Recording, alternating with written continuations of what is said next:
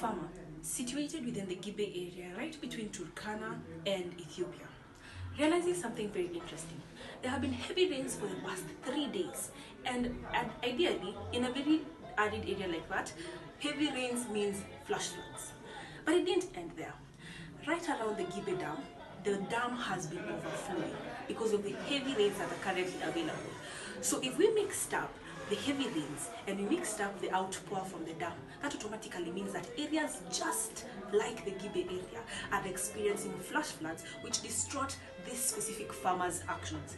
One, they don't know where to place their animals, and two, what happens to their crops. And three, yes, these flash floods happens. Okay, and then what happens afterwards? The mud, the area is not arable anymore. But you see, there have been early warning and warning systems that have been placed out there. But what do these systems do? They just tell you there'll be flooding in the next 3 days. Okay, and what happens next? Not just for the farmer, but even for government systems, because all they end up knowing is there'll be flooding in the next few days, there'll be drought in the next few days, but no action comes from these early warning and detection systems. Hi, my name is Blessing Manjiku, and I created ALMA, the Automated Land and Moisture Action System that automatically merges information from dams, just like the Gibe area and the Gibe Dam, and two, on the aspect of rainfall. We didn't necessarily just stop at rainfall. We're also looking at different aspects, but for this specific use case, I used rainfall. Now, we understand that there are so many areas within Kenya, like recently in Nairobi, there were floods. But now specifically, within Turkana, such floods can actually lead to heavy losses of animals, losses of plants. It's not like us in Nairobi who are able to actually handle it. For them, the situation gets really hectic. And that's why I created ALMA. Now, ALMA acts as a voice agent. It's an AI system, AI automation and agentic system that is actually able to take in information from dams on the levels, and not just on the levels. It actively predicts when can this dam actually overflow. Number two, it predicts there have been rains. What happens next? Are the rains actually able to come in? And if they come in, what happens next?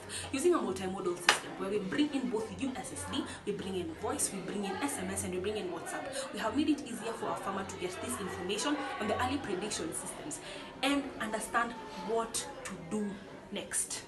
Now, how do we do this?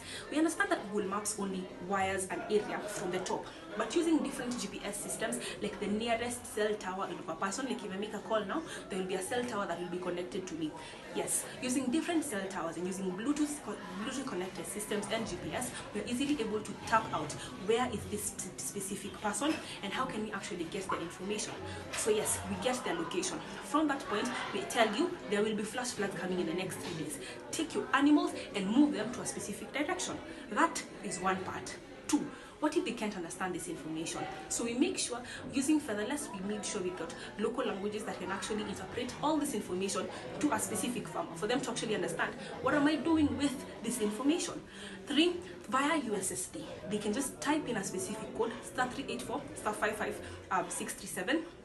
From there, they are able to pick out the language. Number two, the area that they are currently in.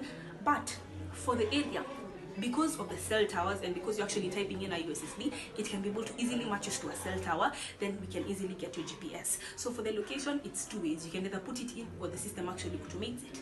Now, we get in the location. From the location, what happens next? We're easily able to tell you, okay, now this is where you're at. Now move, your specific, what's going on in your area is you're going to be having a flash flood. Move your plants or your crops to a specific area. Now, we did build a dashboard, but the dashboard is specifically for the government and for NGOs. What are they supposed to do with this? They're easily able to monitor dam levels in different areas. Partnering up with the Kenya Meteorological Department, we were able to sit down with the director and actually understand how they are able to censor out their dams. So we take this information from the dams, and it's all viable in a system, both on the dashboard and on WhatsApp, where you can actually text a bot, and it gives you regular updates of where the dams are at and what communities are actually affected by this, thus making it an action center, not just an information center. Not just that, we're also handling the rain and the different climatic seasons, and By using an engine and different machine learning models, we have been able to calculate the rainfall and the dam levels to give you a compound number, a compound rate that we are more than assured that can actually be affecting a specific area and what you are supposed to do from it. Now, we have provided this system both on web and WhatsApp, USSD, all for one person to actually use it. They're all viable and they're all seen in the GitHub and also in the Google Drive link. Just check them out, have an opportunity to just see how this system can actually help more than 10,000 people within a specific area, within the specific area of Gibe, and thus leading to much impact within the early warning and detection system.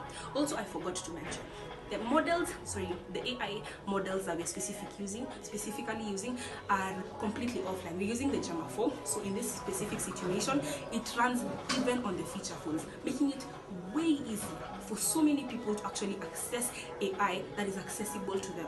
So we're not just leaving big tech to the places or Silicon Savannah that can handle the big tech. No, we're bringing big tech to the people. That's leading to emerging innovations. Thank you.